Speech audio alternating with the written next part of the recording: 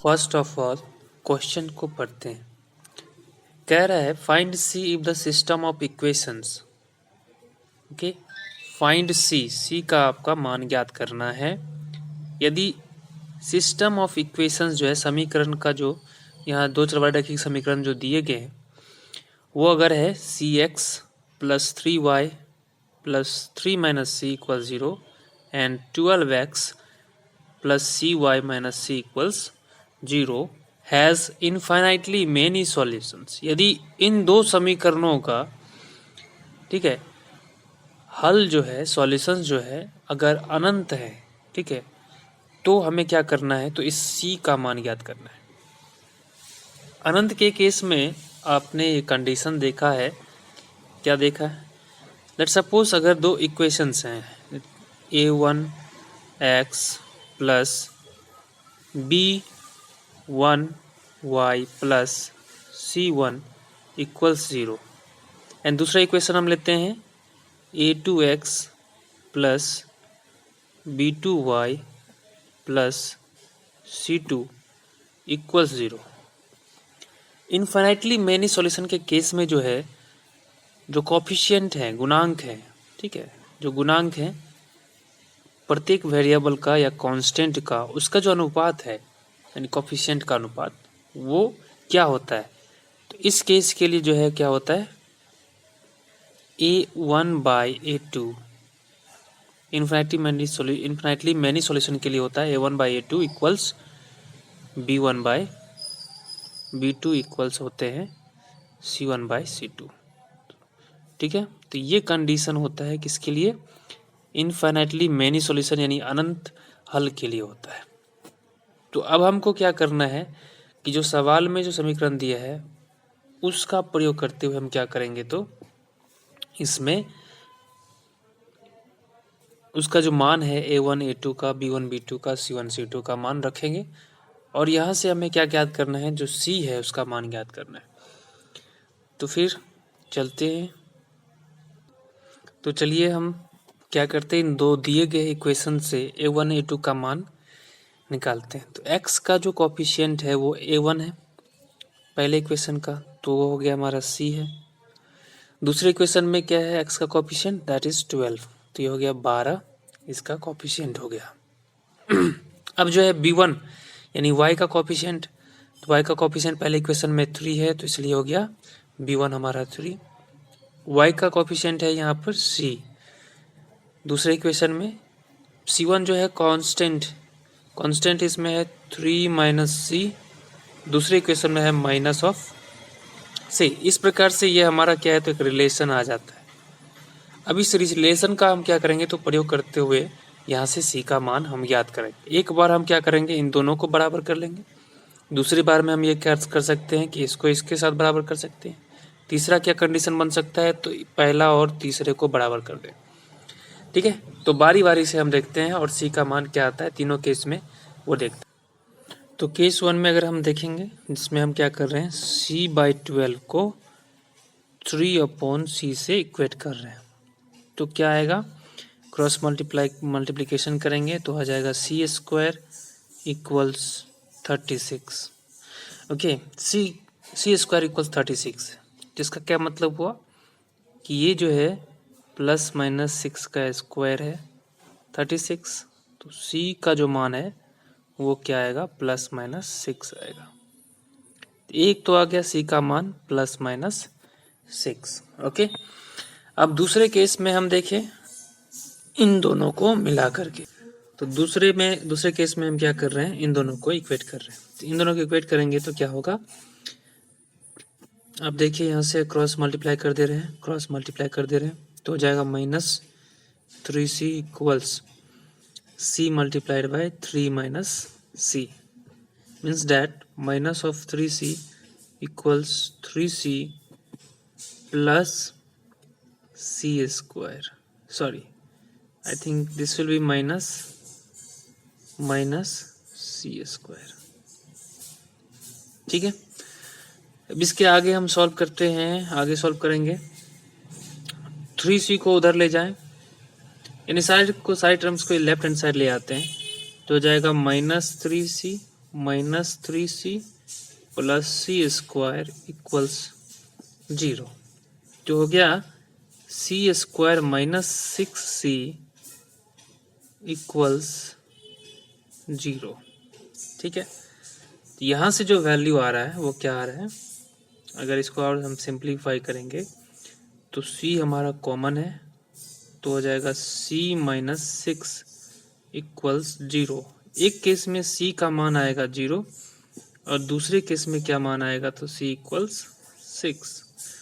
ठीक है, तो यहाँ भी दो मान आया, इसका है c इक्वल्स 0 और दूसरा मान आया c इक्वल्स 6। इस केस में जो है हम क्या करने वाले हैं, तो पहला जो है, पहला रेशियो को अंतिम रेशियो से इक्वेट करेंगे। इक्वेट करने से क्या हो, क्रॉस मल्टीप्लाई कर देते हैं, तो c इंटू माइनस सी जो है वो हो जाएगा -c²। 12 से इधर गुना कर देंगे, हो जाएगा 3 - c। ठीक है, आगे के सॉल्व करेंगे तो ये हो जाएगा -c² इक्वल्स 12 × 36 हो जाएगा -3c। ठीक है, 36 - 3c हो गया। अब इस सभी को एक साइड कर लेते हैं तो क्या आ जाएगा, मैं जो सॉल्यूशन आ रहा है वो है, सभी को राइट हैंड साइड ले जाते हैं तो हो जाएगा c² -3c प्लस 36 इक्वल्स 0। देखिए क्वाड्रेटिक इक्वेशंस आ गए। क्वाड्रेटिक इक्वेशंस को हम लोग सॉल्व करेंगे, तो इक्वेशन को सॉल्व करने से पहले चेक कर लेते हैं क्या इसका सॉल्यूशन पॉसिबल है या नहीं। तो d का मान क्या होना चाहिए, तो b² -4ac होना चाहिए, जहाँ b जो है वो मतलब b क्या है, इसका कोएफिशिएंट है, और c जो है वो क्या है, तो किसका कोएफिशिएंट, c जो है वो कांस्टेंट है, b जो है वो क्या है, तो x का कोएफिशिएंट है, और a जो होता है वो c², मतलब यहाँ c² है तो x² का कांस्टेंट मतलब कोएफिशिएंट होता है। तो अब हम क्या करें, तो इसका मान रखते हैं, तो यहाँ आ जाएगा -3 का स्क्वायर -4 इंटू a का मान हो गया 1 और c हमारा कांस्टेंट है 36। जब हम सॉल्व करते हैं तो ये जो वैल्यू आता है 24 4 12 144, यानी ये आता है नेगेटिव वैल्यू। ठीक है, अगर d का मान जो है लेस देन 0 है तो इसका मतलब है कि जो इक्वेशन है इसका इमेजिनरी सॉल्यूशन होगा, कोई नो रियल सॉल्यूशन, इसका कोई रियल वास्तविक हल नहीं होगा। ठीक है, नो रियल सॉल्यूशन है इसका, नो रियल सॉल्यूशन। तो इस प्रकार से जो है अगर हम देखें तो हमारे पास जो सबसे पहले जो सॉल्यूशन आया था, ठीक है, तो वो हमारा आया था, तो हमारे पास जो है कितने सॉल्यूशन आए, एक +6 -6 आया, दूसरा सॉल्यूशन जो है एक 0 और 6। हमारे पास जो वैल्यू आया c का, वो c का क्या क्या वैल्यू आया, एक 0 आया, c का दूसरा वैल्यू हमारे पास है वो क्या है, हमारे पास जो है c का मान जो है 3 वैल्यू है, c0, c = 6 एंड c = -6। तो अब अगर हम c का मान, ठीक है, पहले इक्वेशन में रखते हैं तो क्या होता है, c की जगह में 0 आ जाएगा तो ये दो चर में रैखिक समीकरण होगा ही नहीं, तो ये वाला वैल्यू सेटिस्फाई नहीं करेगा, क्योंकि ये दो चर वाले रैखिक समीकरण ये रह ही नहीं पाएगा। ठीक है, क्योंकि x का कोफिशिएंट 0 नहीं ले सकते, या y का भी कोफिशिएंट 0 नहीं होना चाहिए। तो यहाँ से हम देख रहे हैं कि एकदम से क्या है, तो ये c(x) क्या है, तो 0 के बराबर अगर कर देंगे तो ये 0 हो जाएगा, टर्म जैसे 0 हो जाएगा तो मतलब ये एक चर वाला रैखिक समीकरण हो जाएगा। इसका मतलब हो गया कि ये वैल्यू सेटिस्फाई नहीं करेगा। या इसमें भी रखेंगे तो ये y वाला टर्म गायब हो जाएगा, तो ये दो चर वाले रैखिक समीकरण नहीं रहेंगे। ठीक है, अब हम दूसरी बात करते हैं, c का मान 6 लेते हैं, 6x हो गया, यहाँ हो गया, यानी पहला इक्वेशन हमारा हो गया 6x प्लस 3y प्लस 3 - 6 यानी -3 हो जाएगा इक्वल 0। दूसरा इक्वेशन आ जाएगा हमारा 12x plus 6y minus 6 equals 0।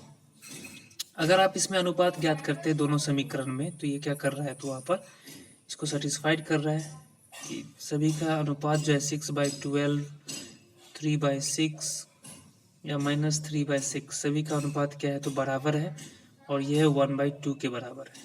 तो यानी ये जो वैल्यू है इस कंडीशन को सेटिस्फाई कर रहा है। तो ये 6c का मान जो है 6 होगा।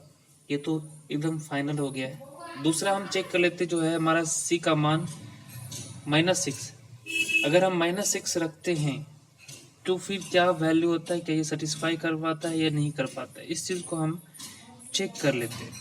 तो c का मान अगर हम -6 रखते हैं तो क्या आएगा, तो c का मान जो है -6 लेकर के रखें तो -6x आ गया, प्लस 3y आया, प्लस 3 माइनस ऑफ -6 यानी ये जोड़ करके 9 आ जाएगा। ठीक है, दूसरा में देखो ये 12x हो जाएगा, प्लस cy है, cy का मतलब हो गया यहाँ माइनस है ना, क्या हो जाएगा, plus minus minus -6y and then after this minus minus plus 6 हो गया इक्वल 0। अनुपात निकालेंगे तो -6/12, ठीक है, सिंप्लीफाई कर लेते हैं कितना आ जाएगा, दिस इज, अच्छा चेक कर लेते हैं। दूसरा अनुपात जो है वो हमारा 3 - 6, तीसरा अनुपात है 9/6। यहाँ से हम क्लियरली देख सकते हैं कि ये दो अनुपात अगर मान लेते हैं ये क्या है तो -1/2 है, -1/2, ये भी 1/2 आया तो -2 ऊपर नीचे हो सकता है, ये दोनों तो बराबर हो गया। लेकिन लास्ट वन जो है 3 3 जा 3 2 जा, ये नॉट इक्वल है। तो ये जो कंडीशन है हैज़ इन्फिनिटली मेनी सॉल्यूशन का नहीं बल्कि क्या है, नो सॉल्यूशन का है। ठीक है, तो ये तो वैल्यू नहीं होगा, तो c बराबर 0 नहीं होगा और c बराबर -6 नहीं होगा, होगा आंसर c = 6। ओके।